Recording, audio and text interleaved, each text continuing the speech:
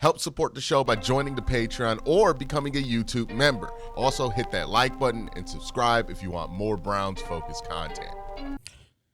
Have the Browns found their future feature bell cow back? Is Quinshon Judkins the type of guy who can turn not ideal conditions into big plays? Because look, the state of the offense is the Browns are down 2 starters on the offensive line. The offensive line to begin with hasn't been playing their best football, and the passing game has not been the most productive. So we're going to need somebody who can take the ball individually and make big plays out of it to step up. The question is, can Quinshon Judkins be that guy? Let's look at his tape from week 3 and see if that can be the case, if we should be excited about Quinshon going forward. Spoiler warning, the answer is yes, you should be excited about Quinshon Judkins. But also, before we get into that, I want to thank my sponsor, Sleeper. Hey, real quick, I want to tell you about a little bit of a sleeper of an app called Sleeper. Has fantasy, has news feed, has picks. You can do it all on the Sleeper app. Make sure you use it. Sign up using the promo code WORSTTAKE and get to 100% match on up to $100 when you use promo code WORSTTAKE. Again, 100% match for up to $100 when you use promo code WORSTTAKE. You have a great day. Now, let's continue the video. All right, let's watch Quinshon Judkins here. Big time stuff from him today. First thing you see here, right? Browns open up a big hole backside.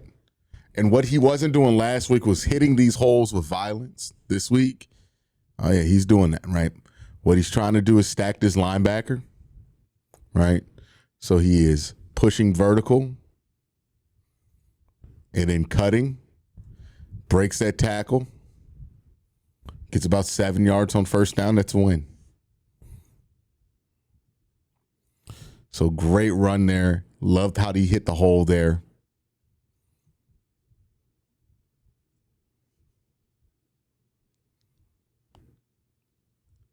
This run, he cuts back inside. He gets underneath. So here's what I like about this play. What I like here is that he didn't just commit, he fully committed, right? Which means that he put all of his body into trying to get that 4 or 5 yards, which I think he does do successfully on this run. You know, I guess this is a question to ask Quinshon, right? You know, you got to figure out what he likes and what he doesn't. Do you feel like that is a hole that you could get through, right? If you're Judkins, do you feel like that's something that you can bend through, right? Because you got Joel right here. Joel's going to be able to keep that to an arm tackle opportunity. You know, I would love to know if he feels like he can just jump through that hole here. Because if he does, you got Thrash here.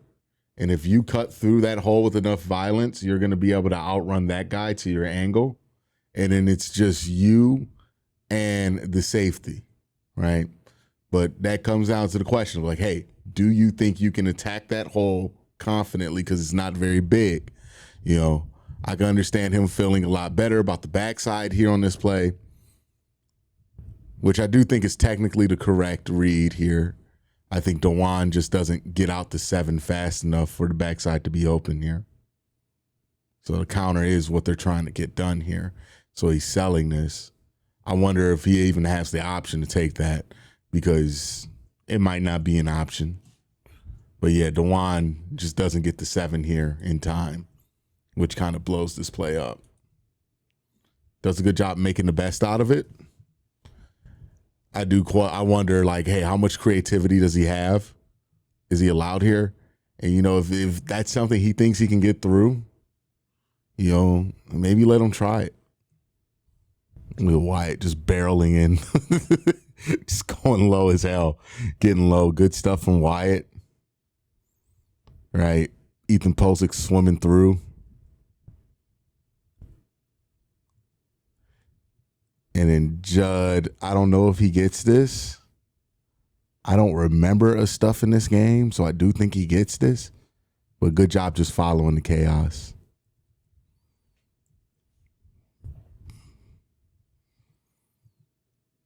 All right, 2nd and 10 here. Again, just a nice job. First of all, nice job opening up the hole there. David Njoku, good block. 71, good block. Corn Lucas on Micah Parsons, good block. You get that one-on-one with that corner there. Unfortunately, Tillman can't hold his guy just a half a second longer. You get that one-on-one op.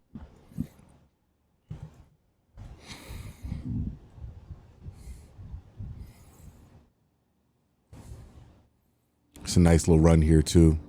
So, great execution by David. David has a really tough job here. He's got to kind of down block on 95. That's a big fella right there. The auxiliary blocking has been much better this week in the run game. So David does a good job here. Boom. They get that hole sealed up. Another good block here by Cedric Tillman. Underrated part of his game is his blocking ability.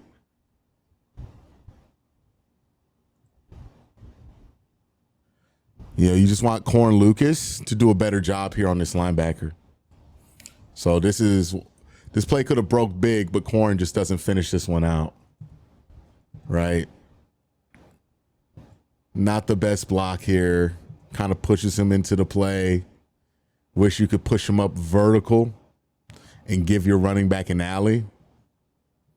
Doesn't get that. 7 gets paid to make plays too.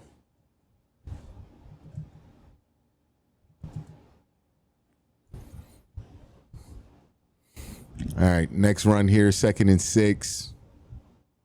They're getting close here with this run game. Like I'm actually confident that they're going to be at a much better place in a few weeks with this run game. I don't know if that's misplaced confidence, but it looks a lot better week by week. It's improving. So this handoff here, look at that cut. My goodness. Whew, look how much ground he covers in such a little time. What I do think is pretty impressive about Quinshon, he can condense, as for a back as big as he is, he can condense into small spaces really well. The question I would have here for Quinshon in the running back room in general is like, hey, is this an option for him? Right? This is just taking this gap right here an option for him, because he kind of cuts around, and I imagine that's the design of the play. But, if he sees something like that, can he take advantage of that? Like, are we at that point, or are we just at the beginning of the install for him, where we're just focusing on running it the right way, and then you'll add modifications to it maybe later in the season?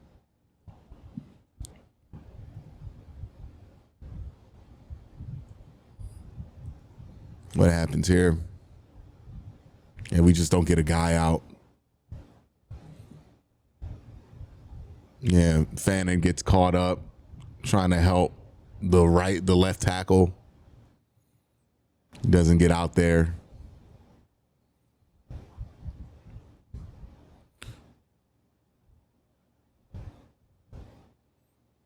Really, you just need your right tackle to take care of business there. Well, your left tackle to take care of business there. In an ideal world, right?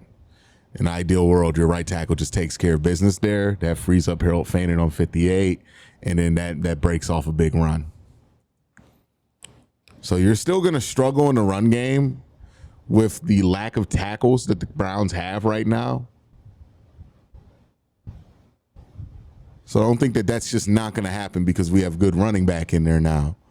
But that's an example of how it can pop up and hurt you.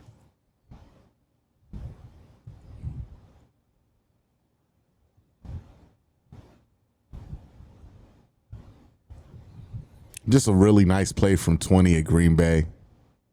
Yeah, look at 20 here. Does a great job of just fakes Cedric Tillman out of his shoes here. Oh my God. Yeah, that's not a great rep for Cedric Tillman there. Yeah, just a great rep for 20. That's really what happens here. Yeah, 20 makes a great play here. Stops a 7-yard run from being, stops a 3-yard run from being a 7-yard run. You know, that's just a great play by 20.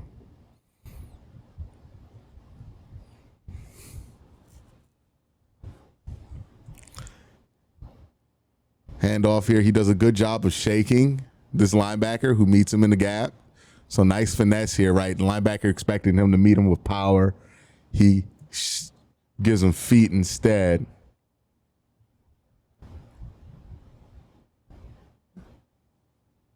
You would love Posick, this double team from Posick, to be more effective. I think he gets caught up in wanting to help Quinshon win that battle.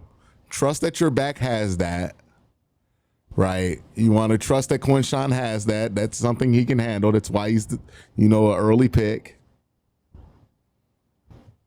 And just take care of your guy and get him out the frame so it's one less guy he has to deal with. Because I think if you can get 95 out the way here and you just leave it up to this battle between 10-7, I think he's able to hit a big play there. Because he was able to get by him, You tell me. This is more of a judgment call. So, everybody can be right here. But you tell me, I think he got him here, right? I think this move got him. This right here, it changed his target, turns this into an arm tackle. I don't think that's going to finish. I don't think that arm tackle is going to get Quinshon here. I think he's going to fight through that arm tackle. I think what really seals this play is that D tackle gets in there. I mean, this is just a huge run here. All right, so let's break down what happens. Little handoff. And again, look, this is the difference between what we're seeing right here is the difference between having a difference maker at a position and having a pedestrian at the position, right? And Quinshon is a difference maker. He's drafted here to be a difference maker. So, if he gets a one-on-one here, that's a positive thing for you, right? For guys who aren't difference makers, you're trying to avoid any of that because you don't trust these guys to win in that kind of space. But Quinshon, you get him a one-on-one in the alley, you think that could be a big play here. So this is one of these plays where they trust him to make that play. They get him to the outside. First off, let's talk about the blocking. Great job by Corn Lucas, sealing off Micah Parsons. Ethan Posick, great job on 96 here, sealing him out the play. Grabbing his arms. Not getting the hold call there, being very savvy about it. Nice job by Joe Bitonio, sizing up number 7.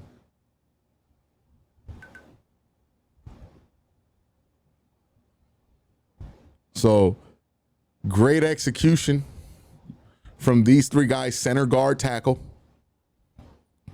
That allows Quinshon to get a one-on-one here with 20. Puts that foot in that ground, boom. Look at that.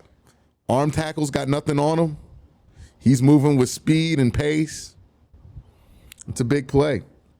See what happens here. So what creates the hole here? How does this happen? Wyatt Teller does a great job climbing to that second level. So you see Wyatt Teller climb on 56 and just clear 56 out the way.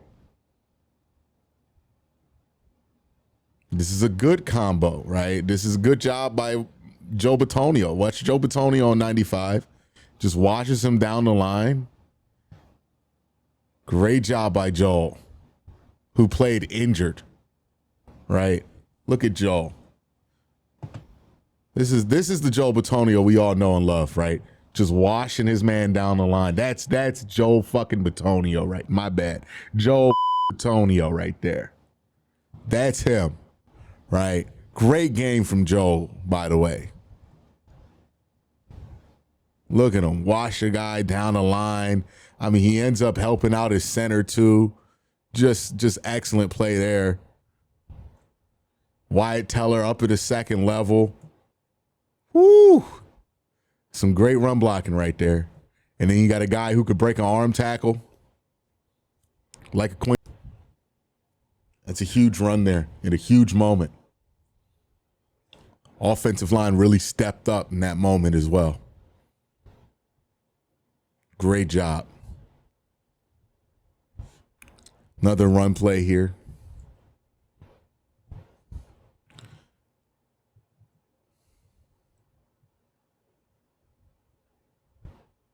If we just don't get the block we want from KT here.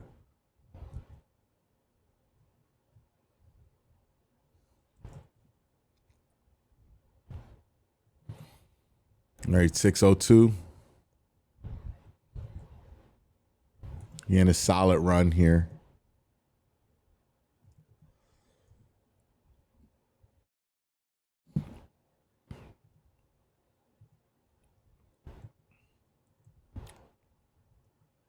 Micah Parsons blows this one up. This is just great play by Micah.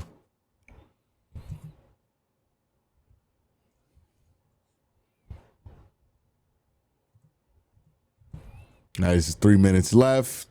First touchdown of his career. Out that diamond formation. Hands it off to him. Just follows blocks. Roll into the end zone. Fall forward. Good job by Quinshon. He's got the goods, man. He's got the goods. You know, he has good instincts at the position. He's a really physical downhill runner.